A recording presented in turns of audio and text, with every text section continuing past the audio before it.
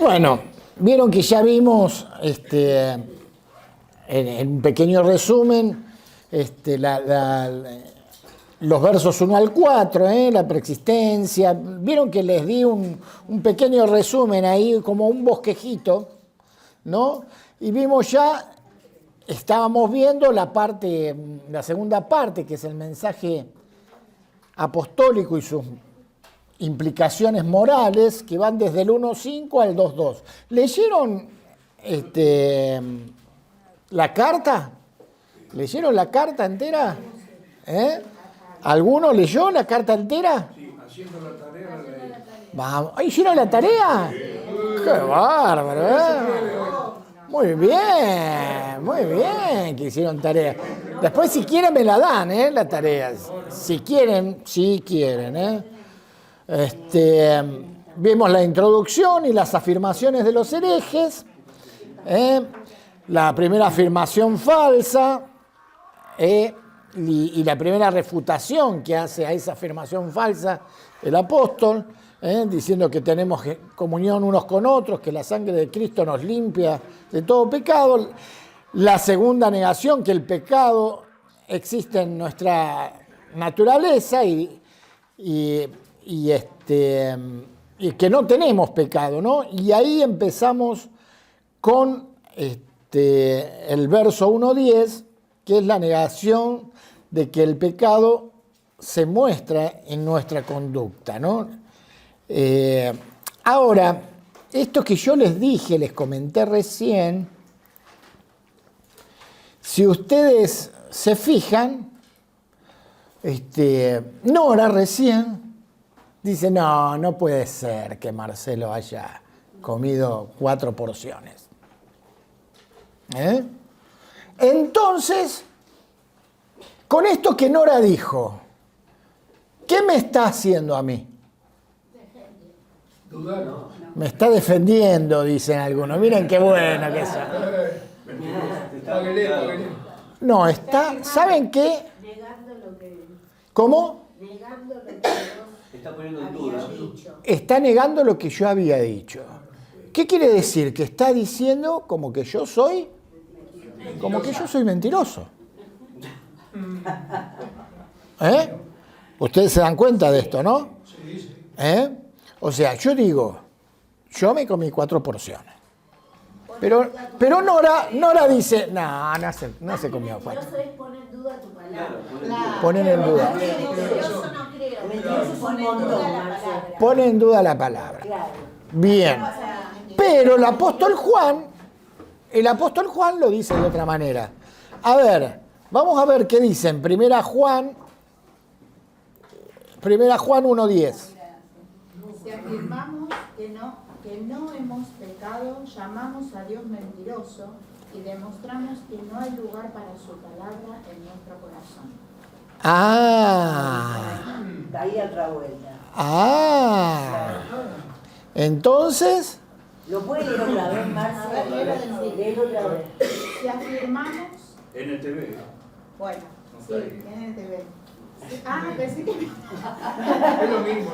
Si afirmamos que no hemos pecado, llamamos a Dios mentiroso y demostramos que no hay lugar para su palabra en nuestro corazón. fíjense lo que dice, ¿no? Alguien que niega lo que Dios dice, le está llamando mentiroso. ¿Se dieron cuenta? Yo lo que dije de la torta en sí, que entre paréntesis estaba riquísima, era le dije a Nora, mira, decí esto. Y entonces, en realidad, lo que está haciendo al negar lo que yo digo es poner en duda, y de alguna manera yo estaría mintiendo. Y esto es lo que pasaba con aquellos falsos, con aquellos herejes que estaban negando la palabra de Dios. Estaban negando lo que Dios era. Entonces, de alguna manera, lo estaban llamando a Dios mentiroso.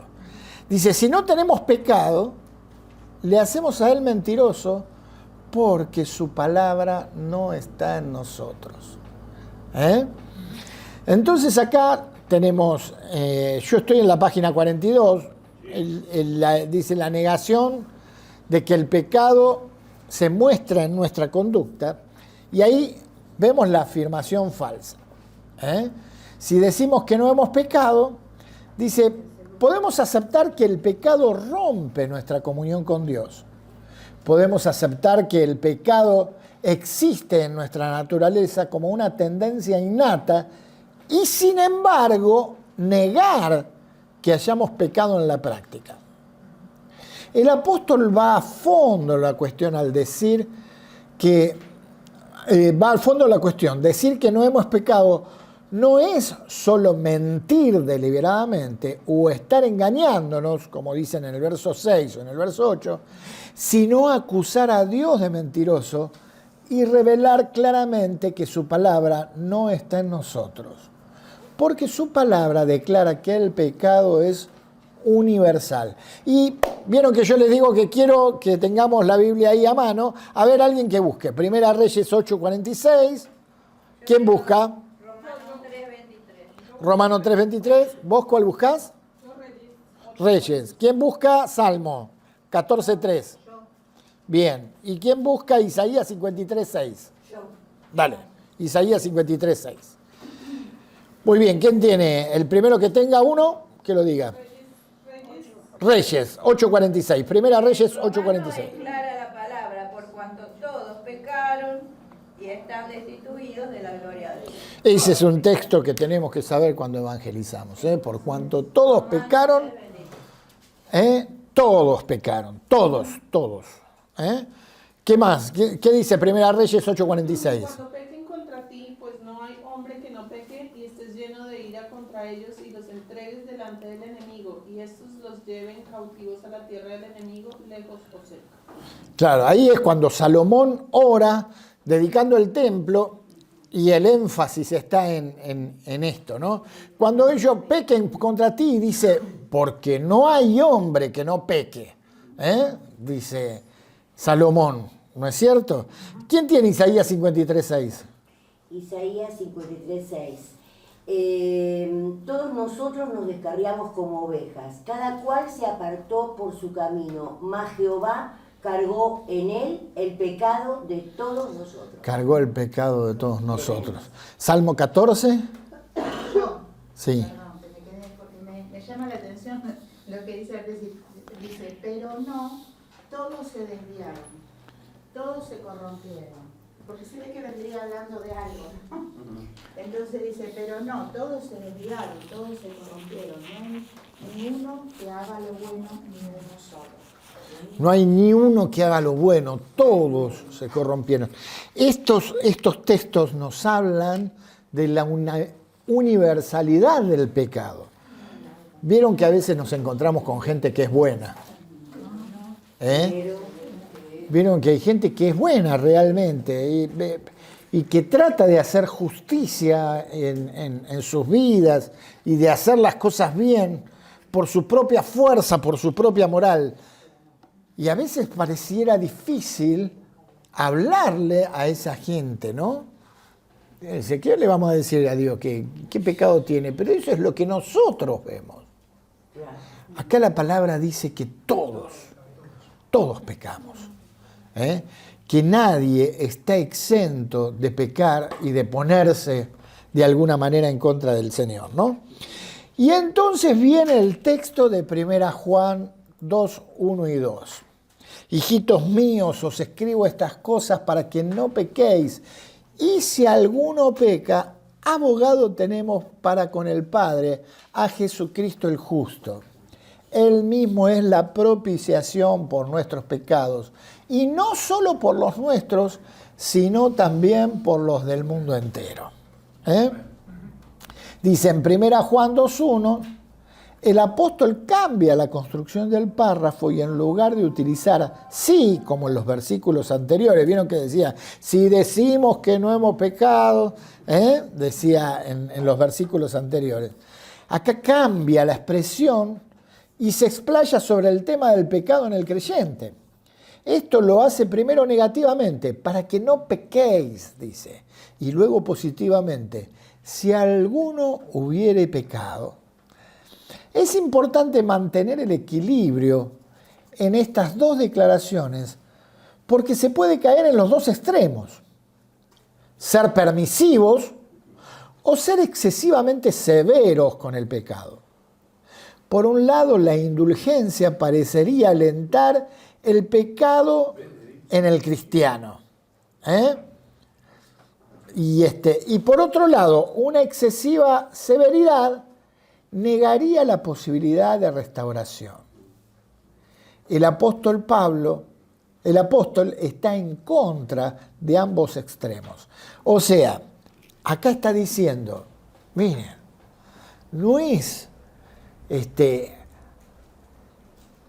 la indulgencia sobre el pecado. No podemos pasar por alto el pecado, pero tampoco lo podemos juzgar con severidad. ¿Por qué? Porque todos estamos en esta situación, ¿no? Todos estamos en una situación igual, ¿no? Dice, todos pecamos. La indulgencia haría que nos vayamos y que el pecado pase por alto. Y la extrema severidad hace que no haya restauración en la persona. Decir, no, si pecaste, mira, te vas al infierno de cabeza y no te doy más bolilla, porque sos un pecador y te dejo aparte. Eso no hace que la persona se restaure, que pueda volver al camino como Dios quiere, ¿no? El propósito de la epístola es guardar a los creyentes del pecado.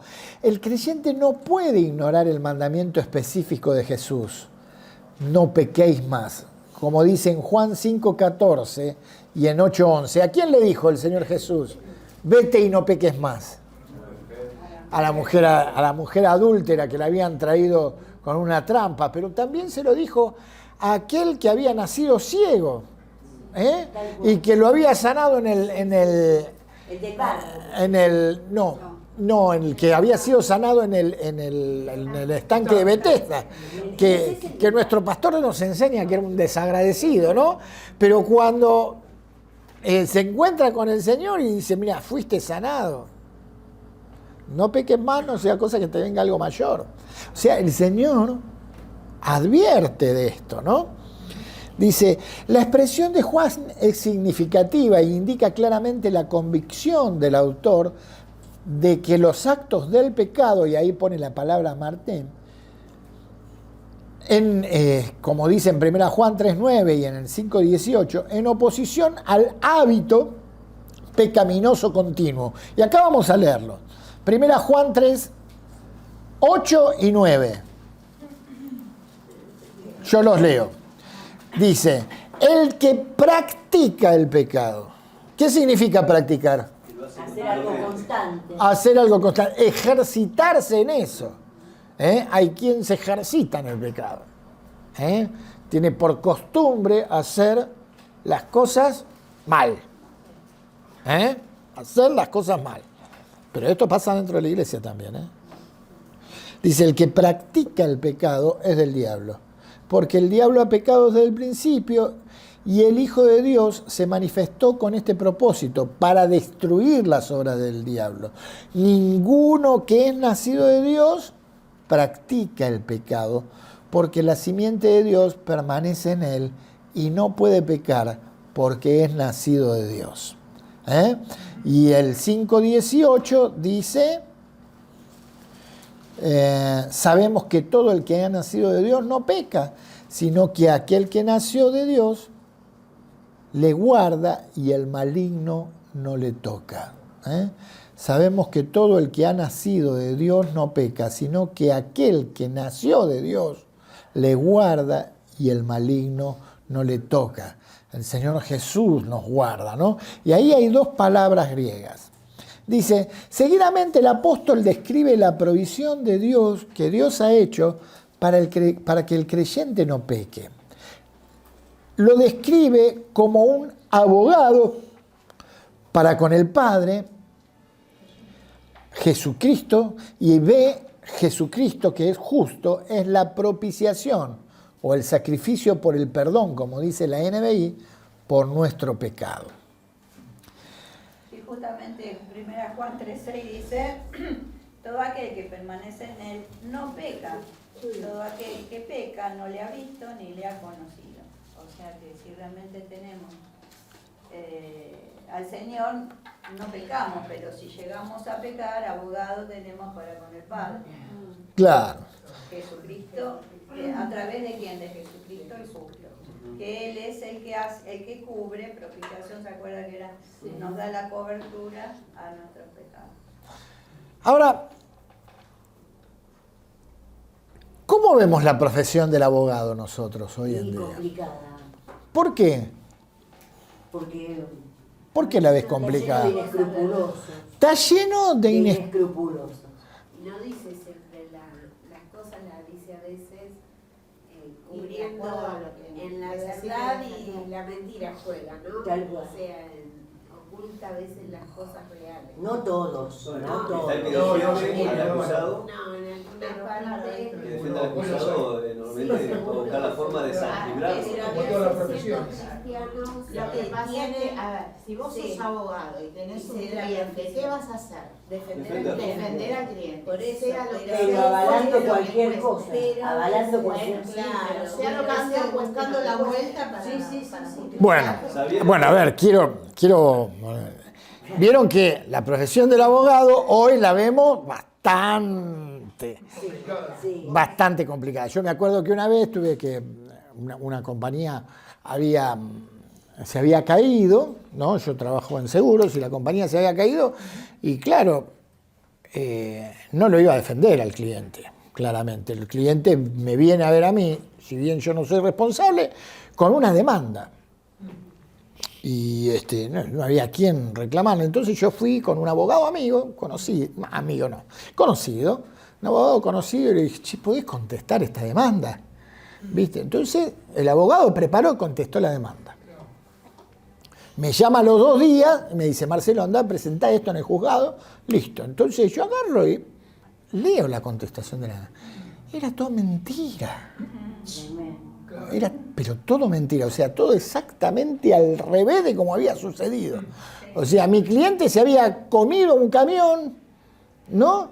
Y el camionero quería cobrar. Y entonces decía que el camión había retrocedido y le había pegado al auto a mi cliente. Y yo digo, pero esto es toda mentira. Yo le hice caso al abogado realmente, fui, presenté, me dice, vos quedate tranquilo que se va a caer. Dice, y apenas vos seguí el caso, porque cuando no presenten y pase un día de la falta de presentación, presentamos la nulidad. Y fue así. Y salió bien, ¿no? Pero yo me quedé con los ojos así. Era cristiano el abogado. Era cristiano. Ahora, ¿qué quiero decir con esto? Uno habla hoy de la profesión del abogado y se desvirtuó. Se desvirtuó. ¿Por qué? Porque en el tiempo en el que el Señor determina que haya un abogado, no es para mentir y decir, no cometió la falta que cometió, sino para reconocer, para que reconozca la falta, ¿no? Y pueda de alguna manera defenderlo, o para quien sin querer comete un delito y encuentre formas de atenuar y de defender, ¿no es cierto?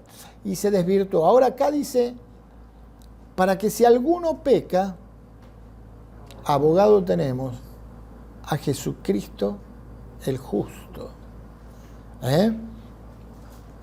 Y Qué importante es tomar conciencia del pecado, ¿no? Porque a veces no se toma la verdadera conciencia de que estamos ofendiendo a Dios. Y esto por ahí no puede, no sé si me estás prestando atención. sí, te estoy prestando Esto, atención.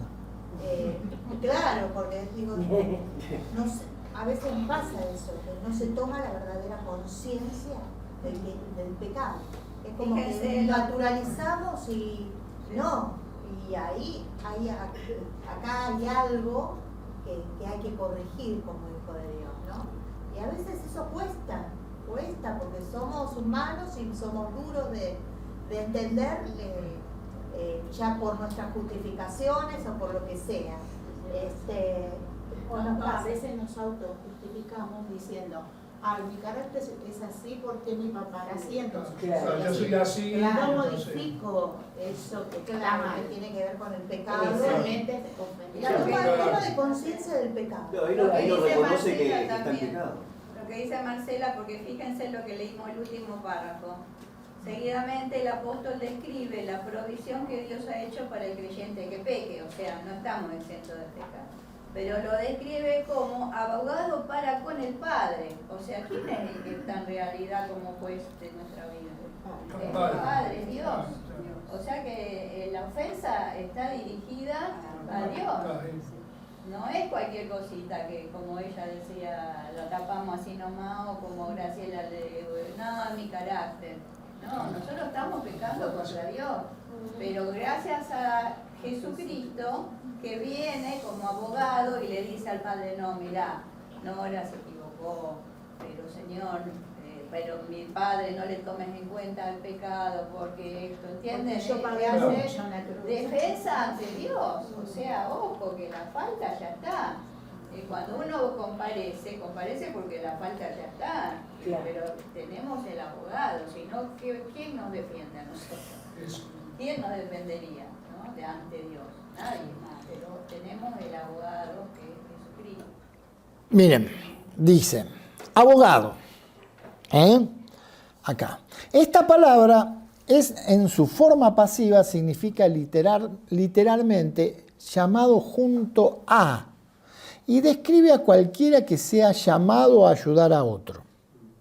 Se emplea en los tribunales para el letrado que era llamado para defender al acusado.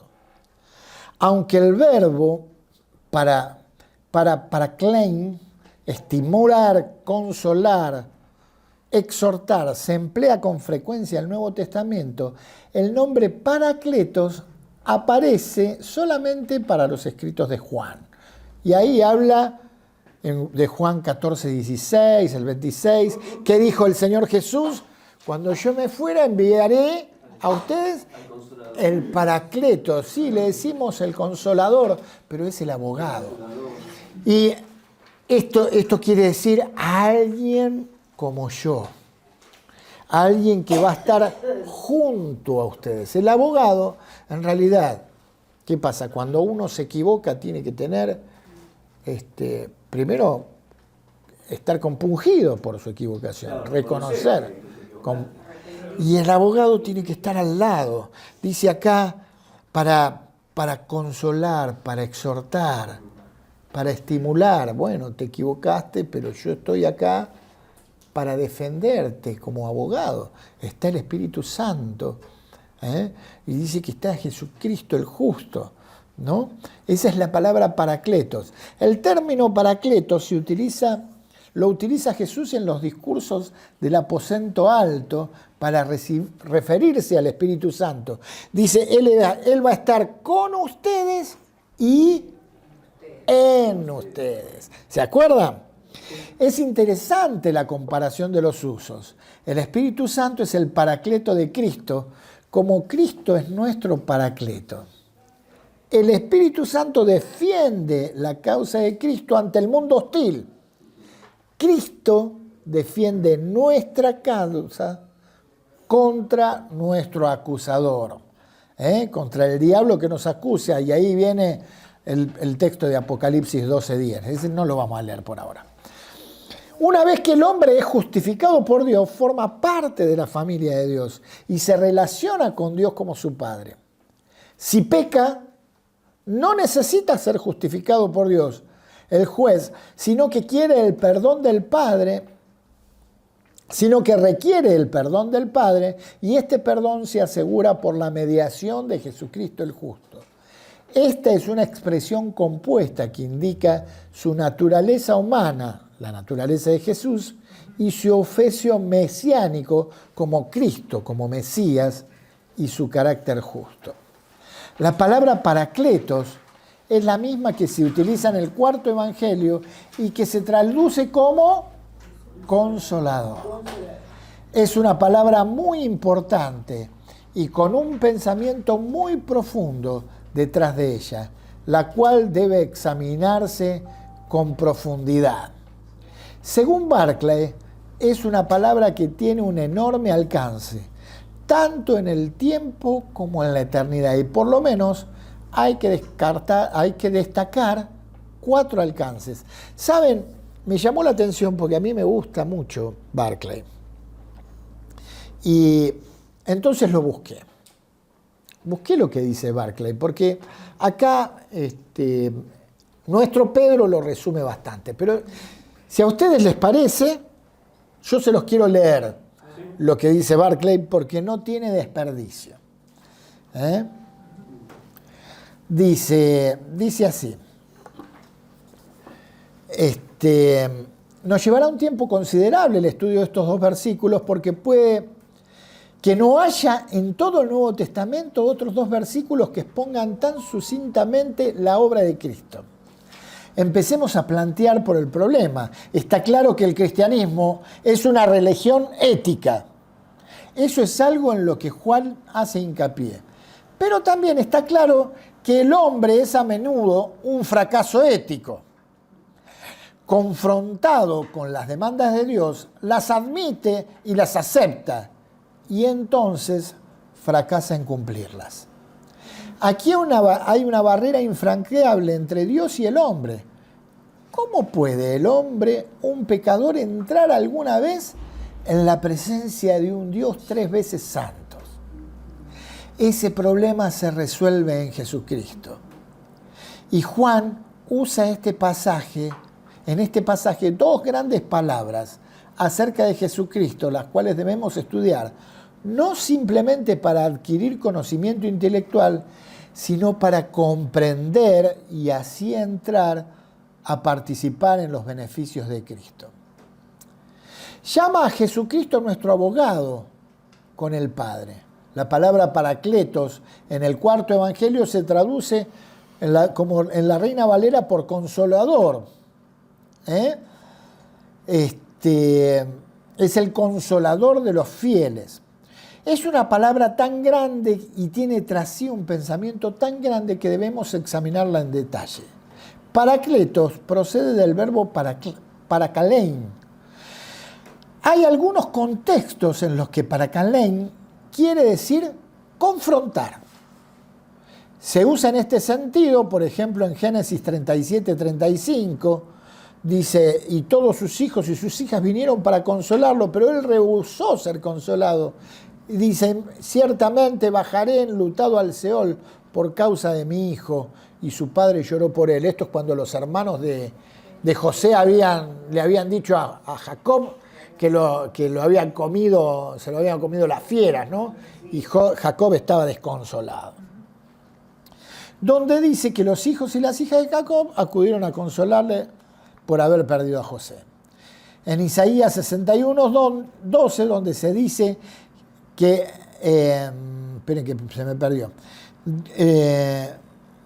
que la función del profeta es consolar a todos los que están de luto, y en Mateo 5:4, donde dice que los que lloran recibirán consolación.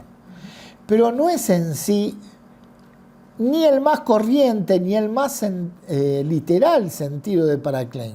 Su sentido más corriente es llamar a alguien al lado de uno para usarle de alguna manera como ayuda y consejero. En griego ordinario, ese es un uso muy corriente. La palabra paracletos está en una voz pasiva y quiere decir literalmente alguien que está llamado al lado de uno. Pero como siempre, lo más importante es la razón por la que se le llama. La palabra, aunque en forma pasiva, tiene un sentido activo y llega a querer decir ayudador, sustentador y por sobre todo testigo a favor de alguien, abogado en la defensa de alguien. También es una palabra corriente en el griego secular ordinario.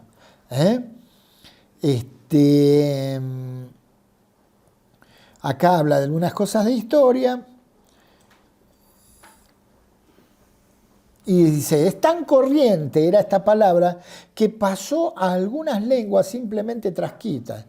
En el mismo Nuevo Testamento, las versiones siríacas, egipcia y árabe y etiópica conservan toda la palabra paracletos sin traducirla.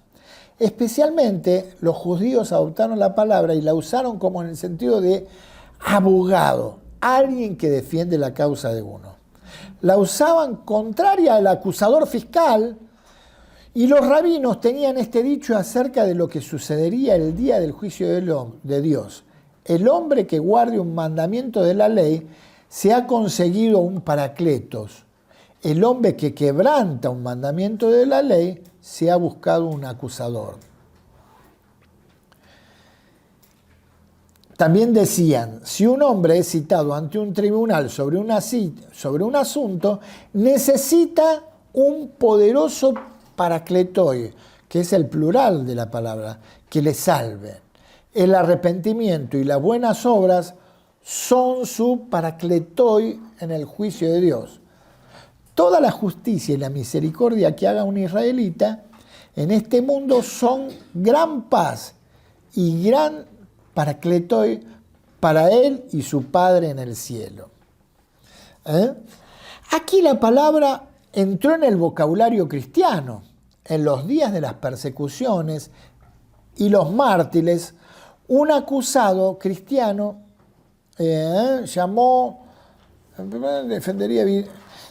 dice que un abogado necesitaba que un acusado cristiano necesitaba un buen abogado, un paracleto, ¿no? El paracleto se ha desmido como una presencia a sus amigos. Encontramos en el Nuevo Testamento más de una vez la gran concepción de que Jesús es el amigo y defensor del hombre. En un juicio marcial, el oficial que defiende al soldado bajo la acusación se llama amigo del preso. Jesús es nuestro amigo. Pablo describe a Cristo que está a la diestra de Dios e intercede por nosotros. Ahora, lo más tremendo de Jesús es que no ha perdido nunca su interés y su amor por los hombres. No hemos de pensar en Él como alguien que ha pasado por la vida sobre la tierra y la muerte en la cruz y ha terminado con la humanidad. Sigue asumiendo en su corazón la preocupación por nosotros, sigue intercediendo por nosotros. Jesucristo es el amigo del preso para todos. Ahora, dice, si alguno peca, dice, tenemos abogado para con el Padre, a Jesucristo el justo, dice en el 2.1, ¿no? Pero en el 2.2 dice, Él mismo es la propiciación por nuestros pecados, y no solo por los nuestros, sino por los del mundo entero. Dice, Juan pasa a decir que Jesús es la propiciación por nuestros pecados. La palabra original es hilasmos. Esta es una imagen que nos es sumamente difícil de captar. La figura del abogado es universal, porque todo el mundo tiene experiencia de un amigo que viene en ayuda. Pero la figura de la propiciación procede del sacrificio. Y era más natural para los judíos que para nosotros. Para entenderla tenemos que captar las ideas básicas que subyacen en ella. La gran finalidad de toda religión es la relación con Dios. Conocerle como amigo y entrar en el gozo y no con miedo a su presencia. De aquí se sigue el problema supremo de la religión. Se sigue que el problema supremo de la religión es el pecado, ¿Qué es lo que interrumpe la relación con Dios? Para resolver ese problema, todo sistema utiliza el sacrificio. Para él se restaura, con el sacrificio se restaura la relación con Dios. Por eso los judíos ofrecían sacrificio por el pecado, no por ningún pecado en particular, sino por el ser humano como pecador, y mientras existió el templo, se hizo esta ofrenda a Dios por la mañana y por la tarde. Los judíos ofrecían a Dios también sacrificios por los pecados, es decir, por los pecados particulares. También tenían el día de la expiación, cuyo rito estaba diseñado para expiar todos los pecados, conocidos o no. Este es el trasfondo con el que tenemos que ver esta figura de la propiciación. Ustedes dense cuenta de que Dios estableció el sacrificio, ¿no?, como medio de propiciación, con la sangre de un cordero inocente.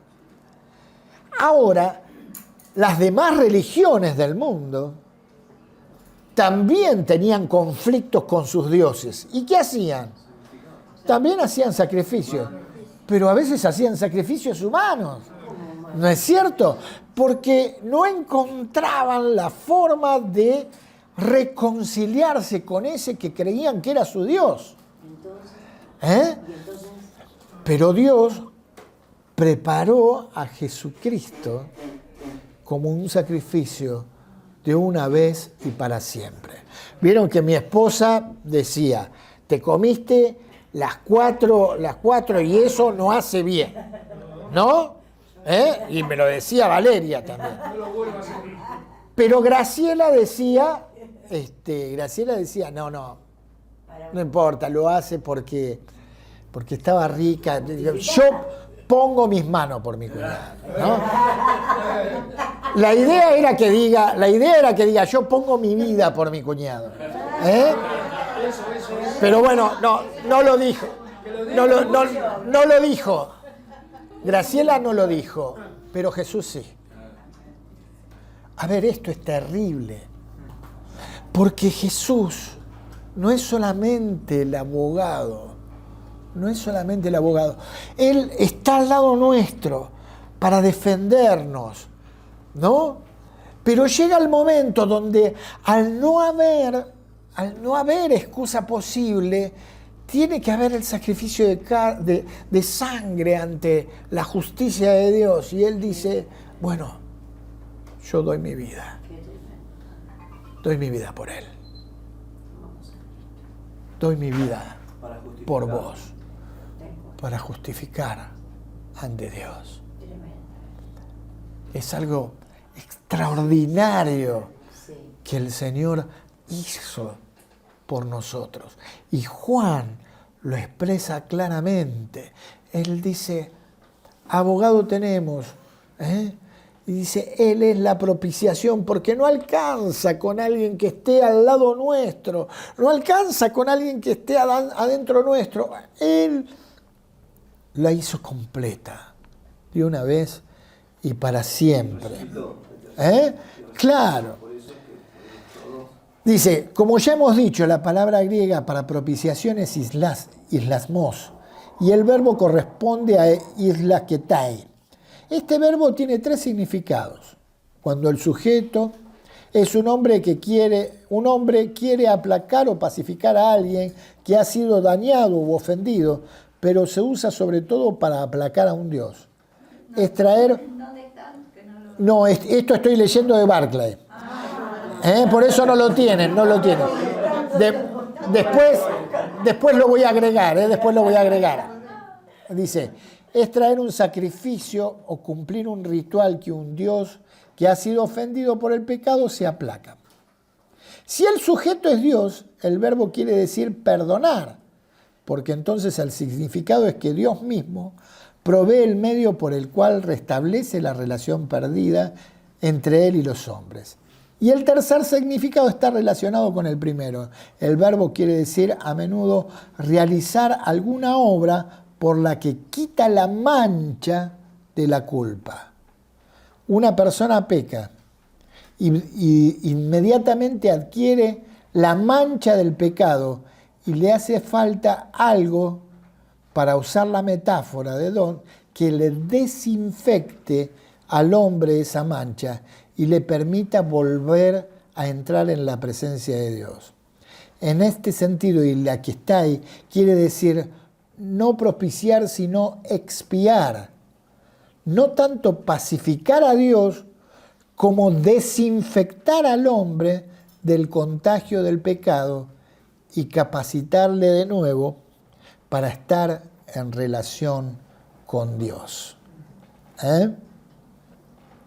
Esto es algo extraordinario. El Señor Jesús, con su sangre, desinfecta. ¿Qué pasa cuando desinfectamos algo? Mejor antiséptico. ¿Qué pasa? Queda limpio. Mejora. La bacteria que afecta se va, y empieza la sanidad. Ahora, cuando nos tiramos alcohol en una herida, ¿qué es lo que pasa? Te duele, ¿no? Pegás el grito. El pecado debe provocarnos dolor cuando le pedimos al Señor. El arrepentimiento debe provocarnos, el haber pecado debe provocarnos dolor. Es el procedimiento natural que Dios preparó. Ahora sí seguimos en el apunte. Página. Según Barclay, ahí habíamos. Claro, según Barclay la palabra tiene un enorme alcance y hay que destacar 4 alcances. Significa alguien mandado para ayudar y prestar un servicio determinado. La traducción griega del Antiguo Testamento tiene un trasfondo. Es esa clase de confrontación y consolación que, a pesar de las circunstancias que sea, mantiene a una persona firme. En la ley griega, Paracletos era el amigo del acusado, el abogado defensor. En este sentido, cuando hablamos de Cristo, quiere significar que habla a favor nuestro delante de Dios. Y Paraklein es la palabra griega para exhortar a los hombres a realizar nobles acciones y a cultivar buenos pensamientos. Sobre todo es la palabra para infundir coraje a las tropas al entrar en batalla. Dice, la propiciación por nuestros pecados. ¿Alguien tenía Romanos 3:23? Por cuanto todos pecaron. Léelo hasta el 26. Ahí lo veo. Dice, perdón, dice, amados, si nuestro corazón no nos reprende, confianza tenemos en Dios. Y cualquiera cosa que pidiéramos, lo recibiré. Perdón, no, me parece que estoy mal. ¿2 cuánto? No, 3:23 al 26. Ah, no, entonces estaba bien. 3:23. 3:23. Dice 3. ¿Y este es un mandamiento? ¿Esa es? Romanos 3:23. Ah, no, perdón. ¿Querés que lo lea? Sí, léelo. Pues todos hemos pecado, nadie puede alcanzar la meta gloriosa establecida por Dios. Sin embargo, en su gracia, Dios gratuitamente nos hace justo a sus ojos por medio de Cristo Jesús, quien nos liberó del castigo de nuestros pecados. Pues Dios ofreció a Jesús como el sacrificio por el pecado. Las personas son declaradas justas a los ojos de Dios cuando creen que Jesús sacrificó su vida al derramar su sangre.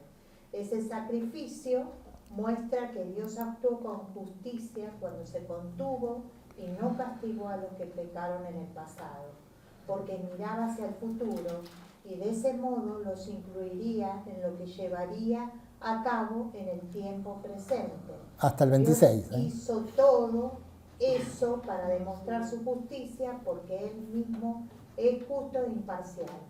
y a los pecadores los hace justos a sus ojos cuando creen en Jesús. Cuando creen en Jesús, los hace justos, es la propiciación, es el sacrificio. Ahora fíjense ustedes que Juan dice en 1 Juan 2:2, él mismo es la propiciación por nuestros pecados, y no solo por los nuestros, sino por los de todo el mundo. O sea, lo hizo realmente por todos. Pablo ahí aclara, dice, a los que creen les la propiciación. El regalo es para todo el mundo. Pero Hay quien lo acepta y hay quien no.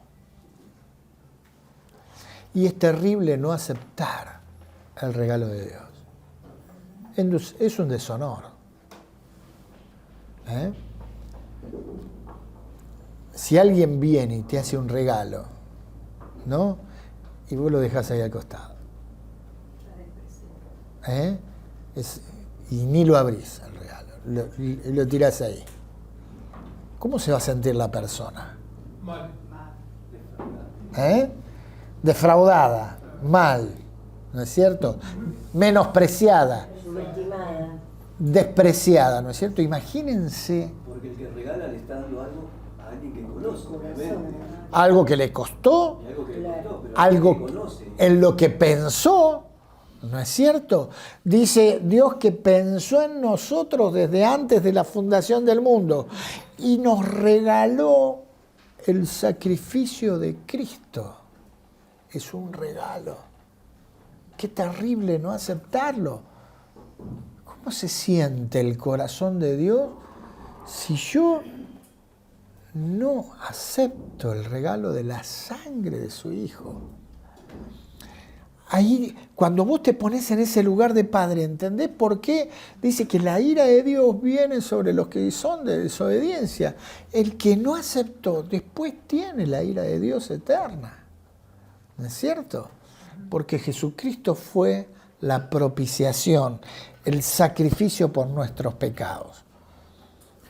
Juan procede a describir a Jesucristo como la propiciación por nuestros pecados. La defensa que ejerce Cristo es muy particular, porque Él no argumenta sobre nuestra inocencia, ni aduce a circunstancias atenuantes, sino que reconoce nuestra culpa y presenta la obra en la cruz como base para nuestro perdón. Como Calvino dijo, la intercesión de Cristo es la aplicación continua de su muerte a nuestra salvación. En los cultos paganos, tanto el sustantivo propiciación, islasmo, como en el verbo propiciar, las quesai, se usaban comúnmente para el apaciguamiento mediante ofrendas de una divinidad enojada. Esa circunstancia provocó que muchos teólogos cristianos no aceptaran la noción de propiciación porque la consideraban incompatible con la revelación de Dios en Jesucristo. Ellos sostienen que el problema de la comunión con Dios no está en Dios, sino en el hombre y en nuestro pecado, y que la propiciación elimina el obstáculo al ocuparse de nuestro pecado. El objeto de la propiciación no es de Dios, sino que el pecado que es neutralizado, y proponen introducir el término como expiación, dando por sentado que no se trata de aplacar la ira de Dios, sino de anular la culpa del pecado. Eso quiere decir que algunos creen que está mal la traducción en que dice que Él fue el que hizo la propiciación por todo el mundo. Claro. Sino por aquellos que creen solamente. La noción de la propiciación de Dios por la muerte de su Hijo no es incompatible con la revelación que Dios ha hecho de su carácter. Se deben hacer dos aclaraciones que diferencian el significado de la propiciación de los cultos paganos del cristianismo. La ira de Dios no es arbitraria ni caprichosa.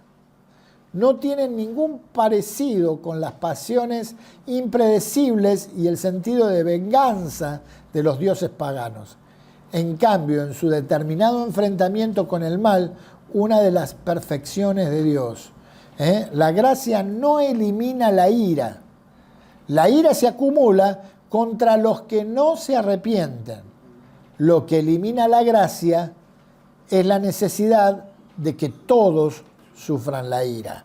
O sea, aquellos que creen tienen la gracia de Dios, que elimina la ira de Dios. Pero los que no creen no pueden evitar la ira de Dios. Segundo, el medio por el cual se aplaca la ira de Dios no es un acto de un tercero, sino que la iniciativa de la propiciación es totalmente de Dios. Es la acción ante Dios por la cual Él es objeto de la propiciación.